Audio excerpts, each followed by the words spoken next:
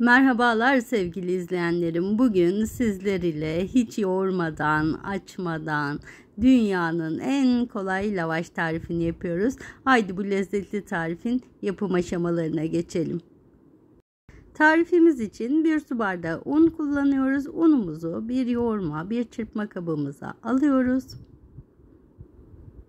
Unumuzun üzerine 1 çay kaşığı tuz ilave ediyoruz. 1,5 su bardağı su ilave edeceğiz ama suyumuzu yavaş yavaş ilave edeceğiz. Unumun üzerine suyumu ilave ettim. Yarısını şöyle karıştırıyorum. Şu anda hamurumuz istediğimiz kıvamda değil. 1 su bardağının yarısını daha ilave ediyorum. Biraz daha karıştırma işlemime devam ediyorum. Oldukça sıvı, tavada çabucak yayılan bir kıvamda hamur istiyorum. Ben hamurumu karıştırmaya devam ederken siz de kanalıma abone olmayı unutmayın lütfen. Şimdi hamur malzemelerimi biraz daha karıştırıyorum. Hala istediğim kıvama ulaşamadım. Oldukça akışkan bir hamur istiyorum. Şöyle biraz daha çırpıyorum.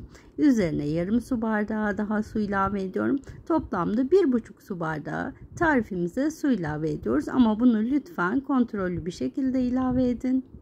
Çünkü kullanacağınız su miktarı ununuzun kalitesine ve cinsine göre değişebilir. Şöyle gördüğünüz üzere çok akışkan bir hamur elde ettim. Yapışmaz bir tavamın her yanını tereyağı ile yağlıyorum. Her yerine gelmesine dikkat ediyorum.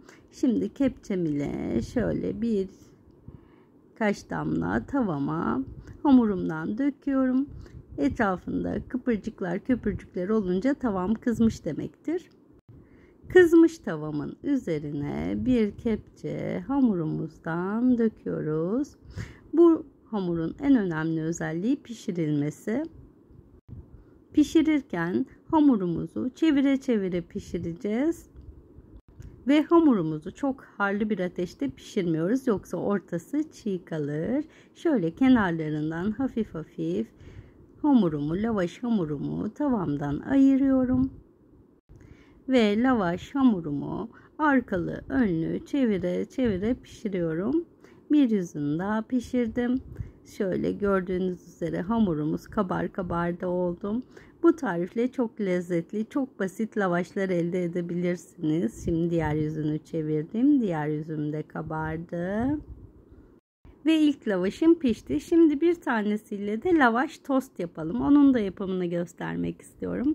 Çok alternatif bir tarif çünkü sabah kahvaltıları için. Biraz kaşar ve sucuk doğradım.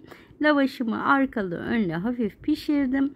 Şimdi kaşar ve sucuğumu hamurumun içerisine şöyle koyuyorum. Dilediğiniz malzeme, peynirli, patatesli, istediğiniz her şeyi kullanabilirsiniz. Lavaşımı D şeklinde katlıyorum ve elimle veya spatula ile kenarlarından bastırıyorum ki lavaşım açılmasın pişerken. Şimdi arka yüzünü pişiriyorum tost lavaşımın, lavaş tostumun daha doğrusu. Bizim evde herkes bu tarife bayılıyor. Beslenme çantalarına da çocuklarınızın alternatif olarak koyabilirsiniz. Şimdi arka yüzü pişti. Diğer tarafına çeviriyorum lavaş tostumun. Diğer tarafını da güzelce pişiriyorum ve lavaş tostum da hazır.